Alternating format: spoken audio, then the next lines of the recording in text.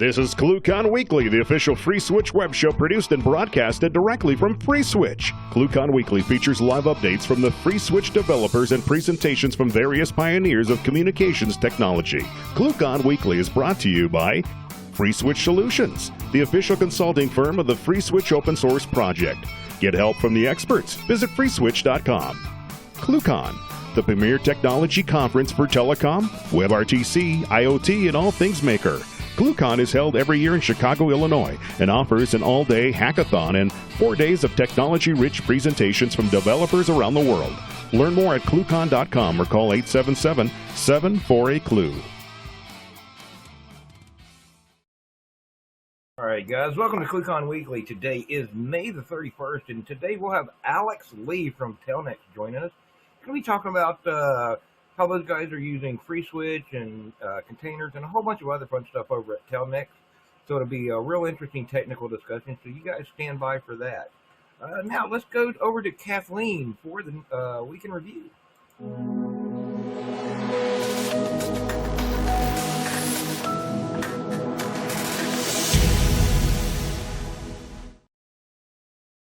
Thanks, Ken. First, I'd like to let you know you can get a head start on the competition at ClueCon by checking out the challenges on the Coder Games page on ClueCon.com. You could win some great prizes, including a bar-top arcade game from FreeSWITCH. So go check that out, get started, get competing, see what you can create, and win. And then we have some amazing activities planned for our attendees, starting with the Monday Hackathon and the Coder Games. So there will be plenty to do with some great prizes, or you can just stop by and hang out. Visit ClueCon.com for more information, and if you haven't registered, register today. Speaking of registration, today is the last day to use the discount code CCMayWS2017. You can use that to register and save $200 off your price of your ClueCon ticket. So use that today. And then if you'd like to sponsor ClueCon 2017, please contact marketing at ClueCon.com. And that's it for me, Ken. Back to you. All right, thank you very much, Kathleen. And now we're going to go over to Brian for a little news this week.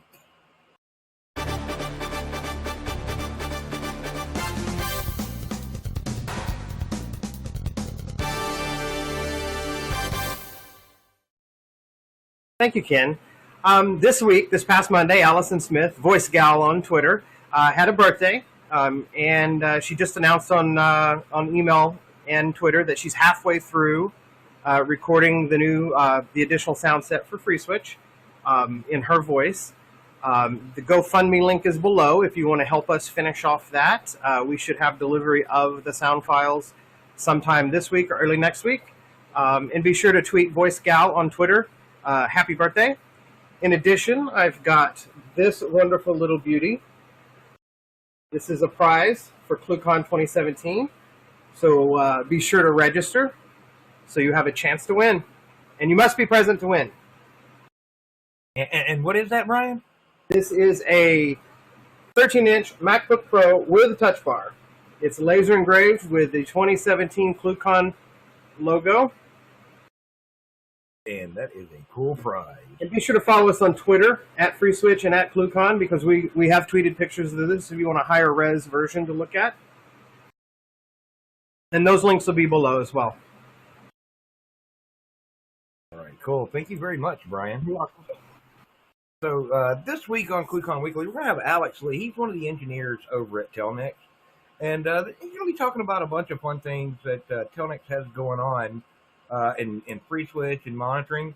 How are you doing today, Alex? I'm doing good, thanks. So you want to tell us a little bit about yourself, and then when you're ready, we'll let you go through your presentation. Sure, yeah.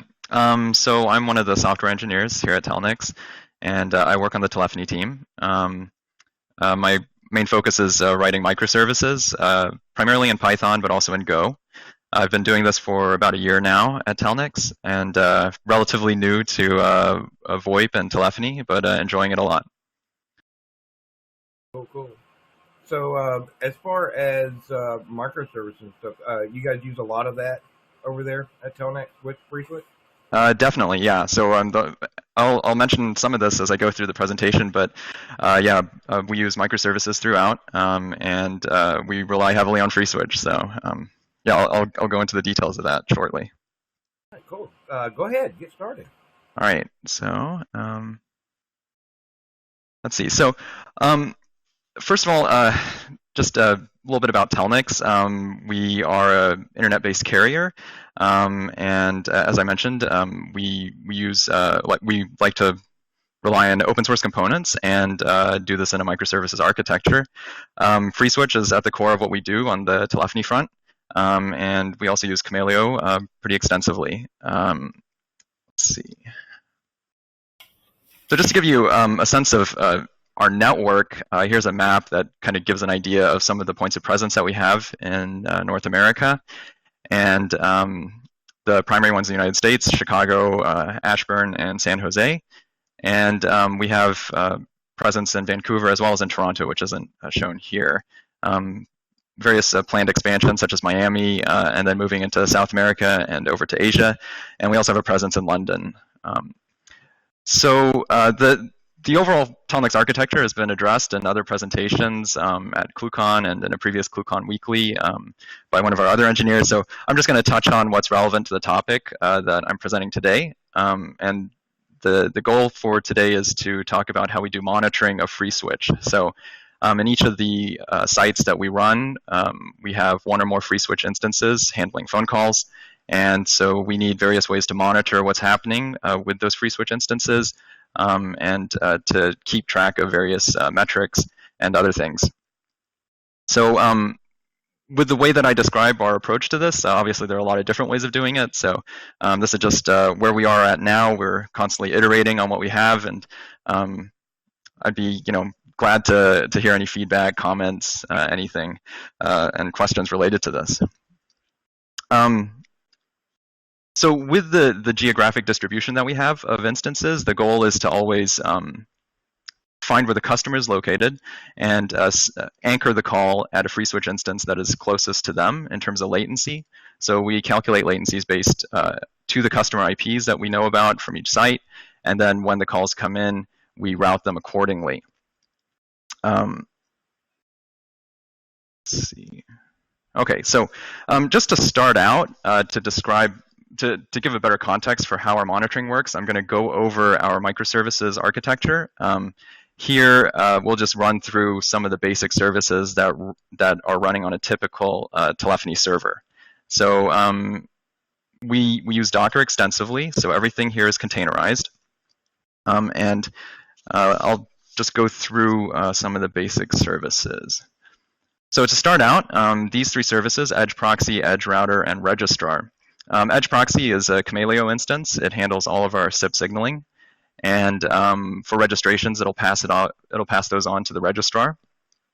Edge Router is a service that supports Edge Proxy. So we don't want to put too much functionality into Edge Proxy, but we do need to have access to information about, for example, as I mentioned, customer location, things of that nature.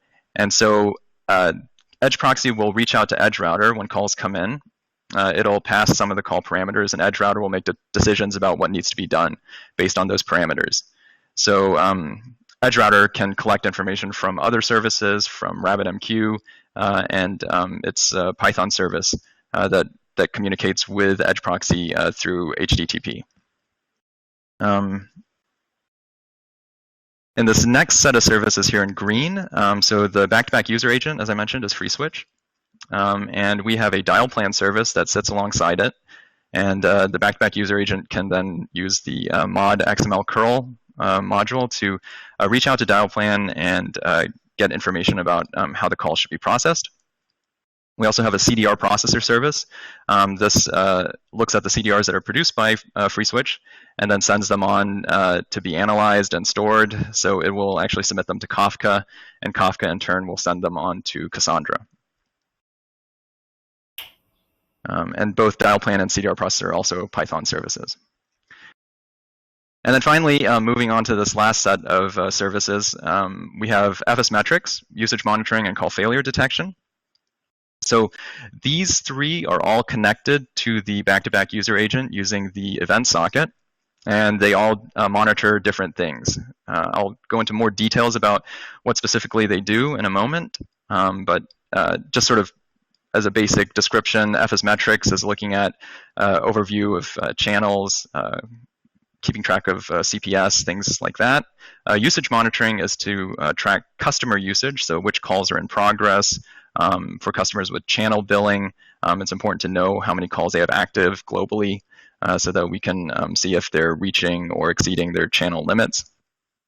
And then call failure detection is looking at hangups and the reasons for those hangups, and it provides us with a chance to respond if we see that certain calls are failing, to know about it, and then also to handle calls differently based on that information. And then finally, I included here Telegraph. So this is a metrics collector, and various services send metrics to Telegraph, and that in turn will send it on to the time series database. So this is just an overview of some of the services. There are several others that typically run on each of our boxes. And as I mentioned, if you look at the various sites that we have, at those sites we run one or more servers, so we can have multiple instances of these sets of services running on each site. A couple of other notes about how we do this. In addition to using Docker containers for all these services, we have a networking model where we assign unique IPs to each container. So this way they appear to the rest of the network and to other hosts as individual hosts. So even though they're containerized and running within another server, they are sort of first-class citizens within our network. And then there's a basic setup that we use when they have private IPs attached to them for internal use. Some of these obviously have to have public-facing IPs. So for example, Edge Proxy has the IP for sip.telnyx.com, which is what you use for all of the signaling. And then the FreeSWITCH instance has to have a public IP for the media that it's handling. So the way we do this is actually, it's a relatively new development. What we've done is we run each container as its own router, basically. So the telephony server itself has a router running on it, and then containers such as Edge Proxy and BWA, they're running routers internally. So we install Quagga within the container, and we establish a peering between the container and the server. And what that allows us to do is to actually announce the IPs that we want out of the container. And so that's announced out to the server and then to the rest of our network and then to the public, so that if someone needs to sends us a SIP message, it will ingress our network and then get routed accordingly based on that announcement to the Edge Proxy instance. And finally, just in terms of how we communicate between these services, obviously for SIP signaling, we handle that just in the normal way. And but in terms of what we do for our own internal communications between our own services, we try to standardize on HTTP for synchronous communications, and then we use RabbitMQ for asynchronous communications. And I'll have some examples of that coming up. For metrics, we typically send them over UDP. It's just the simplest way to do it. And so, for example, here, various services will send UDP packets directly to the Telegraph instance, and then that will send it on to the database. Okay, so the topic here is monitoring. So how do we, what are the sorts of things that we're looking at here? So what are some monitoring use cases? There are three things that I'll talk about. First is just general traffic, channels, calls per second. And here what we want to do is see the utilization of each back-to-back user agent, see how many channels are active. If the channels are high, we want to have an alert based on that because we might be nearing capacity limits, which could affect service. And based on the information about how calls are distributed throughout our infrastructure, we could adjust routing to balance it out or to divert away from areas where we might detect issues. The second area that we could do monitoring is with customer usage. So we can track calls in progress as they're happening. And we can do this according to various dimensions. So we could look at by account, by inbound or outbound, by connections. That's how we handle configuration for calls in our setup, connections. We can do it by DID and so forth. This has various applications. Customers can see real-time information about their calls, how many calls are active, details about those calls. We can also enforce usage limits. So if a particular DID has a limit of 50 calls, then we can know if we're reaching that limit. And then finally, failed calls. So if there are potential service issues, or if we're looking at various destinations to reach a customer to connect a call, and one of them is bad, then we could identify this and take action based on it. Okay, so those are the use cases. And to move on to metrics, monitoring encompasses a lot of things, but one of the main areas is keeping track of metrics. So here I'll describe our metric stack and how it's arranged. And then we'll move on to seeing how the actual metrics are generated and sent through our architecture and how the other parts of monitoring work. So here, let's just say we have a series of services running on various servers. What we will do is send them to Telegraph instances. And typically, we run a single Telegraph instance on each of our servers, which is collecting all the metrics for the services running on the same server. So each Telegraph instance is there to collect these metrics and send them on to the time series database. We use InfluxDB for that. And we've configured these to have two input plugins active. So the first input plugin that we use is the statsd listener. And so the statsd format is very simple. It's been around for a while. And for basic metrics, this works perfectly fine. We also use the socket listener, and this will accept metrics that are in a InfluxDB line protocol format. And that allows a little bit more flexibility in terms of how you timestamp them, the types of fields that you can include. So this is for use cases that demand a little bit more, we'll use the socket listener. But primarily, we use the statsd listener. It has some things that are convenient about it. So that's our primary right now. Okay, so the Telegraph instances all send to a central InfluxDB instance. And so this is collecting all of our metrics. It's a time series database. And based on what's stored in InfluxDB, we can do various things. Primarily, we use Grafana for visualization and alerting. So Grafana provides a nice interface for setting up panels and graphs that are set up according to various queries, so you can see what's happening and sort of look at historical trends and so forth. It also, in recent versions, has alerting capabilities. So you can say, as I mentioned earlier, let's say you want to alert when a FreeSWITCH instance reaches a certain total number of channels because maybe it could be reaching its capacity. So this is very useful to have.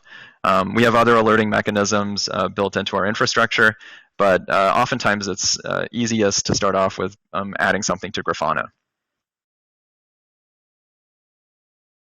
Okay, so just to go back to the earlier slide, for the services that run on a typical server, here I've outlined in red the ones that send metrics to Telegraph. So all of these that I've outlined are using primarily statsd as the format, but they're sending to the local Telegraph instance and giving information about types of SIP signaling that are coming through, registrations, calls that are passing through the registrar,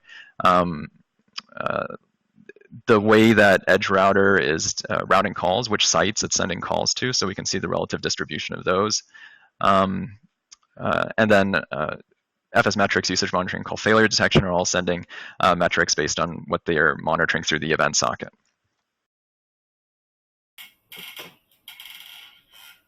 Okay, so I've gone over sort of how our metric stack is organized, as well as an overview of some of the services that we run in telephony for our telephony engine. So now what I want to do is just kind of work through how these things are shared between services and reported, so how this sort of flows through the system. So we can start off with the back-to-back user agent, the FreeSWITCH instance, running on the server. And The dial plan sits alongside it, and as I mentioned, it's using a mod XML curl to communicate with it and to get the dial plan. So what we do is we have the 3 monitoring services attached via the event socket. FS metrics and call failure detection are simply subscribed to certain events and receiving those. Usage monitoring subscribes to events, but it'll occasionally request further information about calls if need be, and occasionally tries to sync up its internal state with what's stored in FreeSWITCH by requesting a full list of calls in progress and then reconciling that with its internal state.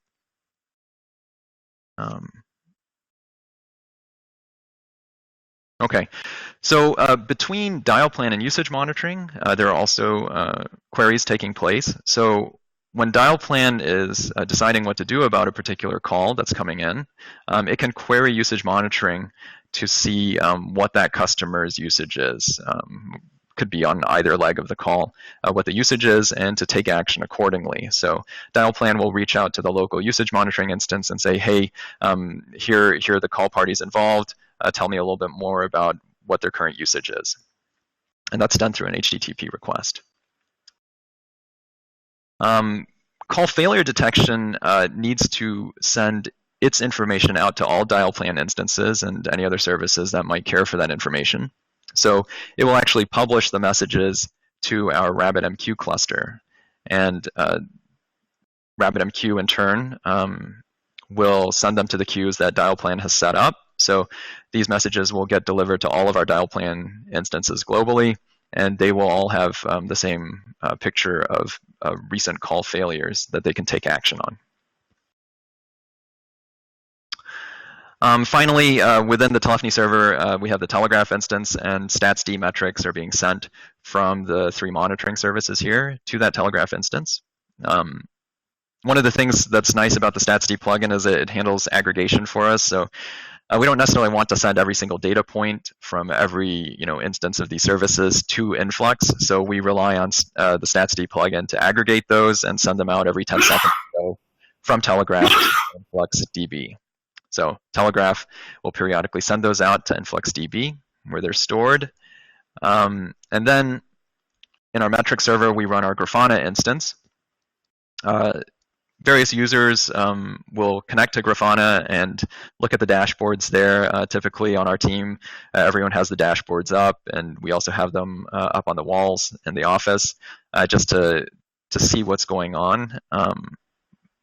This is just a sort of good way to see what the basic trends are at any given time. And then as far as alerting goes, we send out alerts to Slack and OpsGenie. And it depends on the severity of the alert and whether it's informational or whether it's something critical. So we'll send those out, and action can be taken accordingly based on those. So this is how the information flows through our architecture and is shared between the services.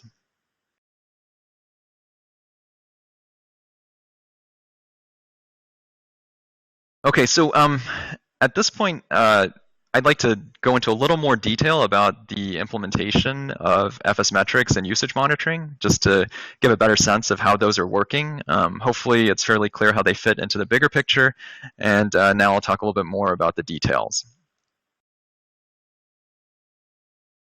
Okay, so here you see a snippet from one of our Grafana charts, and here you can see the channels graph as well as the inbound CPS graph.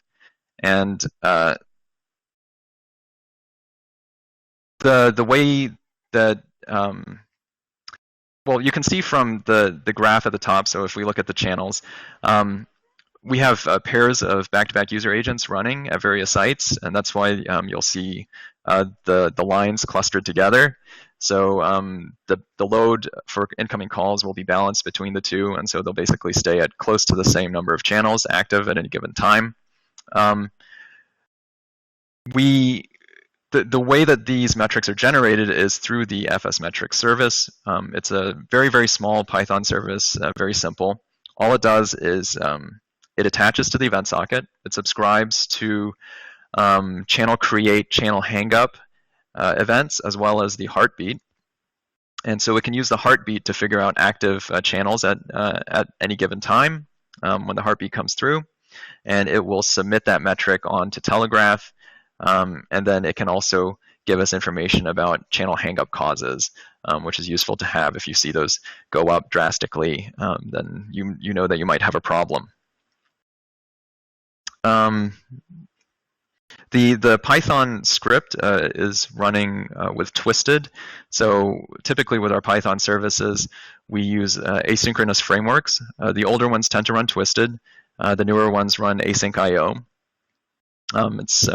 We find that to be an effective way to get high performance, but also to be able to structure our services in a way that that makes sense and is easy to work with.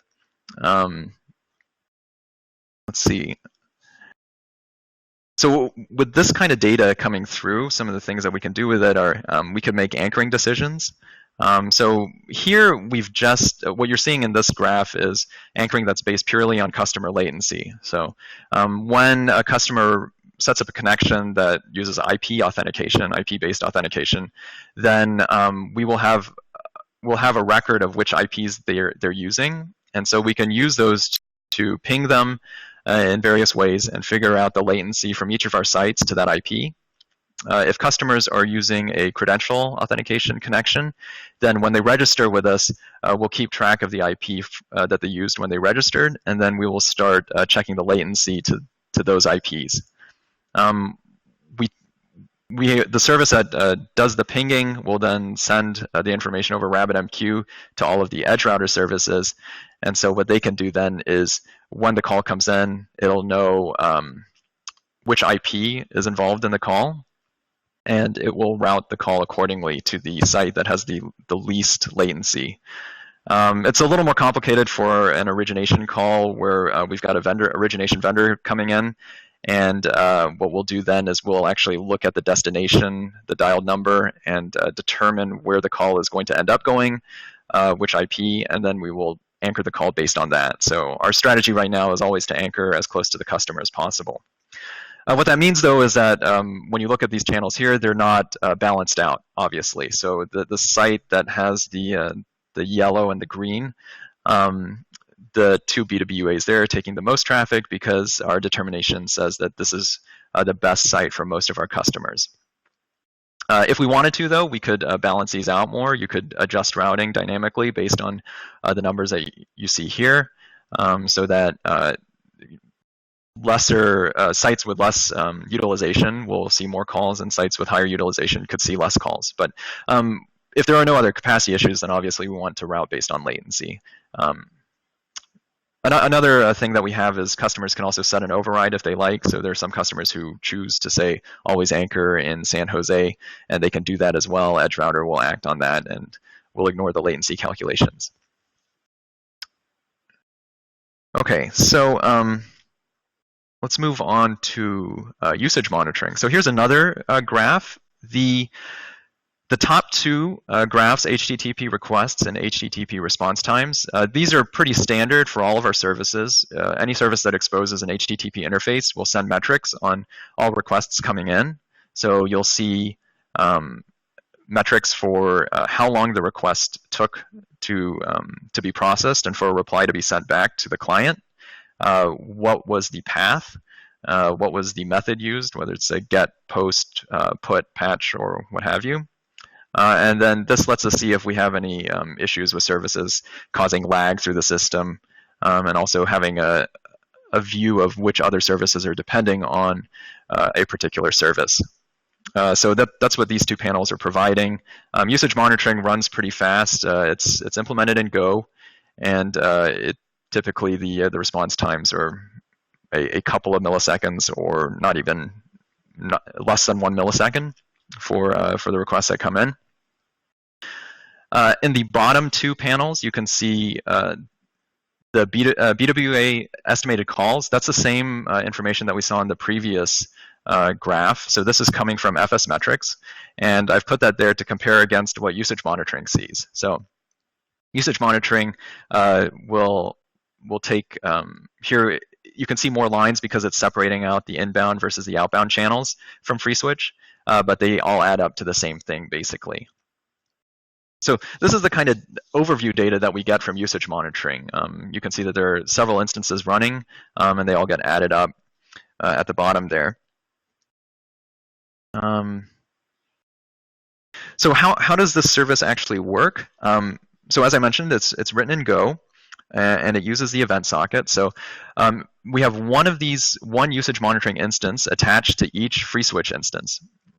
And it's listening for channel execute complete message events, as well as channel hangup events.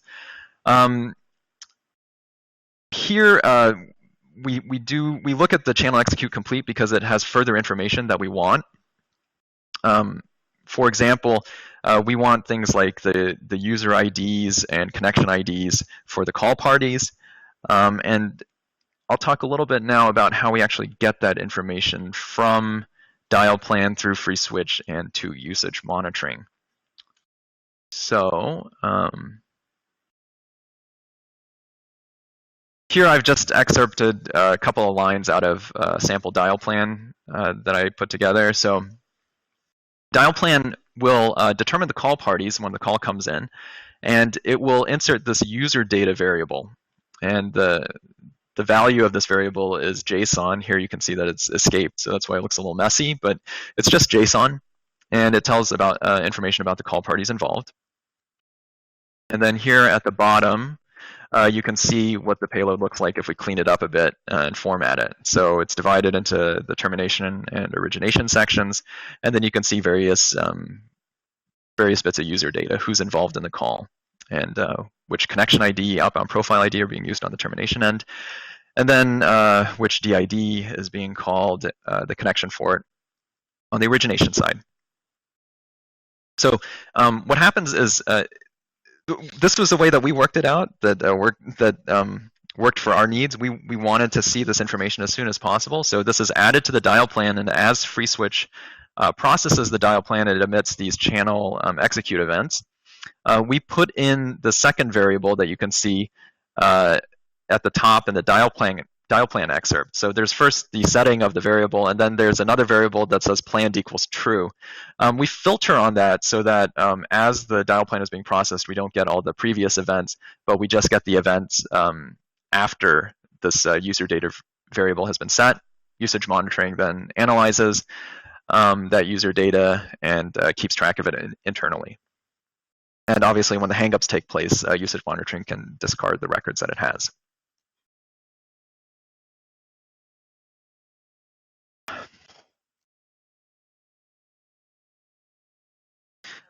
Here in this sample scenario, it's an on-net call, so it's from one Telnyx customer to another, but for other call scenarios, it would also work. It would the data included in each block would look a little bit different depending.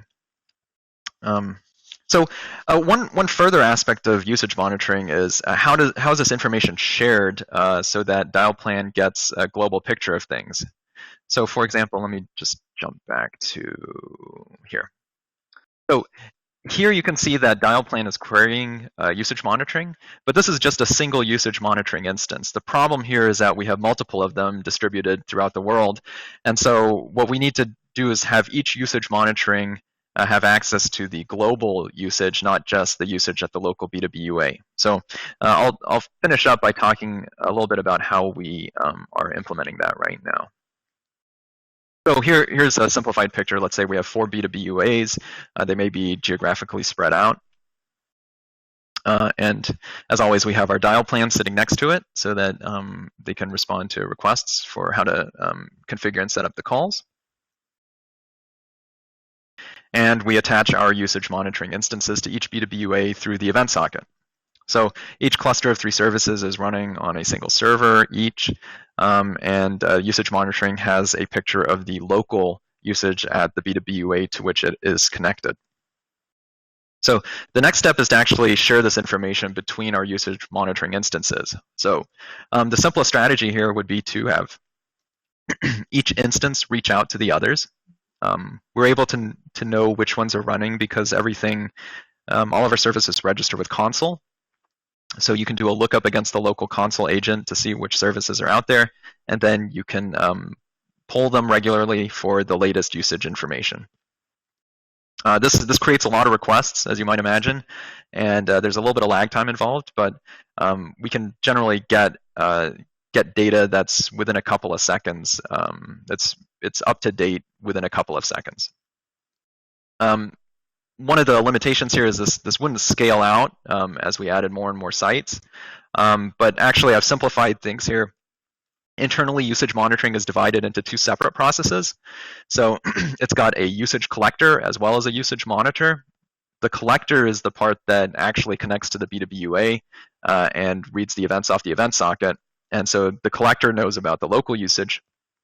The monitor knows about global usage, and it does it by contacting other collectors, including the one that's situated right next to it.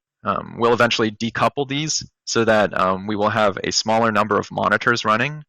This will allow us to scale out more.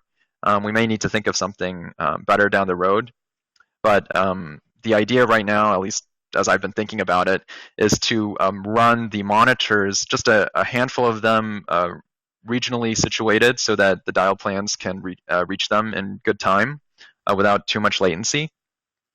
And so then the monitors are the only ones that are reaching out to all of the collectors. So that would reduce the number of requests that are needed in order to have the data globally distributed. This is a really simple solution that we're working on. We try to just make things that are straightforward and work, and then we iterate on them. So this is a prime example of how that goes at Telnyx. There are other applications of usage monitoring. I just mentioned how we would track customer usage and look at things like channel limits, if that's the sort of billing strategy that they're using.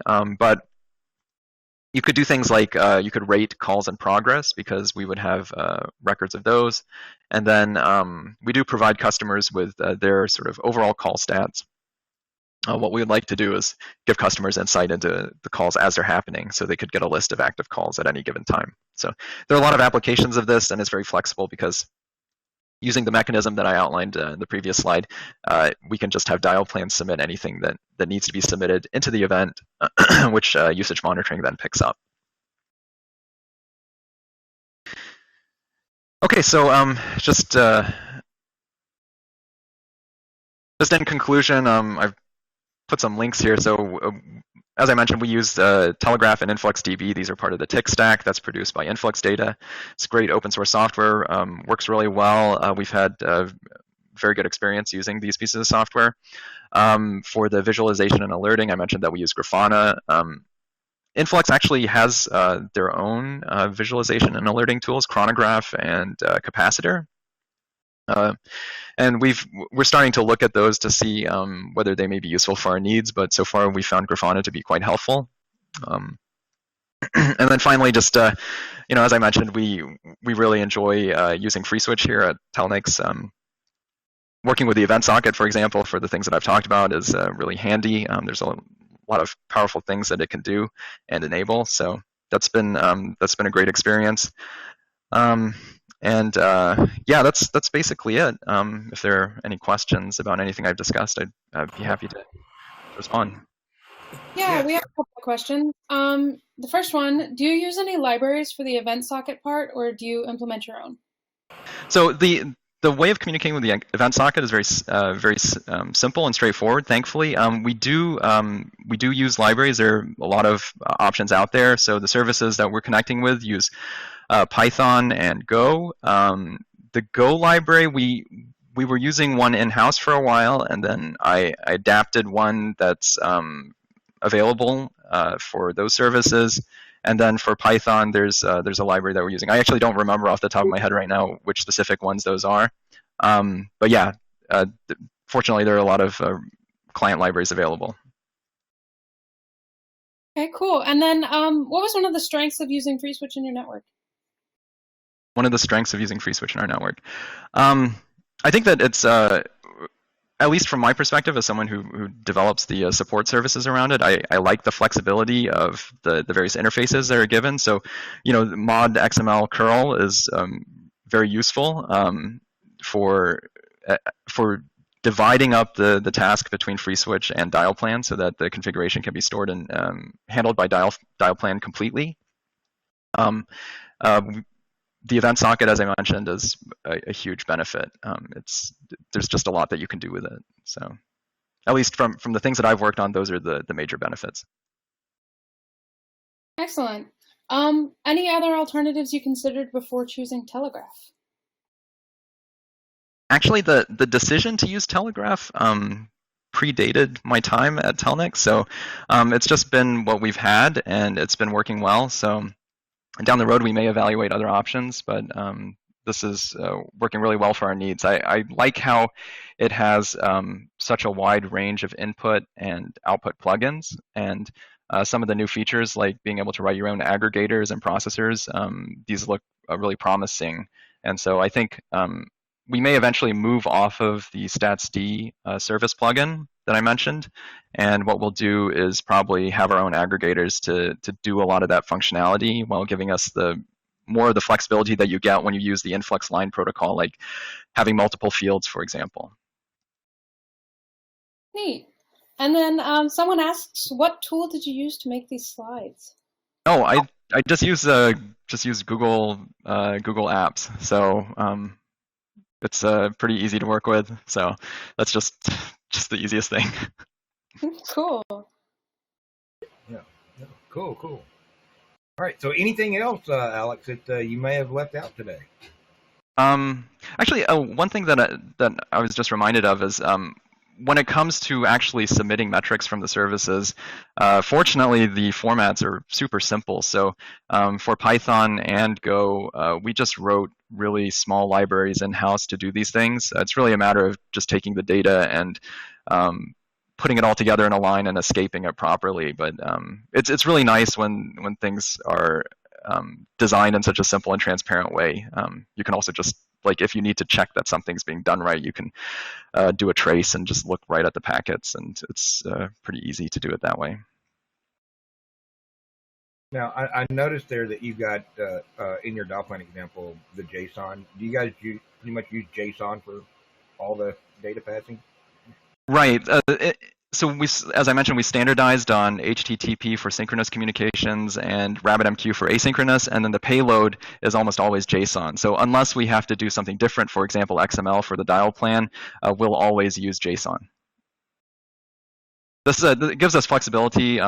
People who work with microservices know you want to be able to use different implementation languages, but you have to make all the interfaces uniform. And so standardizing on JSON is really useful for that. It makes things a lot easier. Everybody has every language. Very machine parsable. All right, guys. Anybody else have any questions for Alex? All right, and I guess the big question is, will we see you at ClueCon, Alex? Yep. No, I'll be around. Looking forward to it. Cool. All right. Yeah, Brian, you want to get one more plug in for that? Don't forget to register. You get to see this in person. Get a chance to win. Yeah, if you show up at ClueCon, you might actually get to take that home. So, I mean, how many laptops are we giving away at ClueCon now, Brian? I'd have to say what? When did we start that? Probably about 10, maybe more. They're always like brand new, top of the line MacBook Pros. So, yep, they're definitely worth it. You definitely want to get that. That's a nice prize there. So, all right, Alex, thank you for joining us today. It's been really good to have you guys in here again.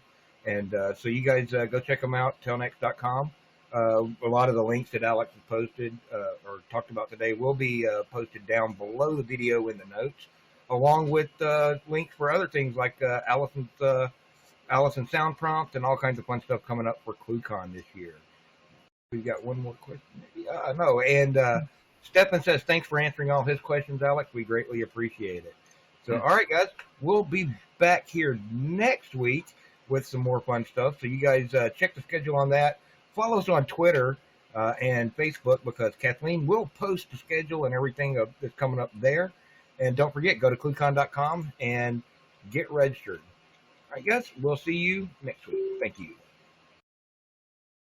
You've been watching ClueCon Weekly. Tune in every Wednesday at 1 p.m. Eastern Time, or visit us online. Please follow the FreeSWITCH team on Twitter and Facebook by visiting our site at freeswitch.org.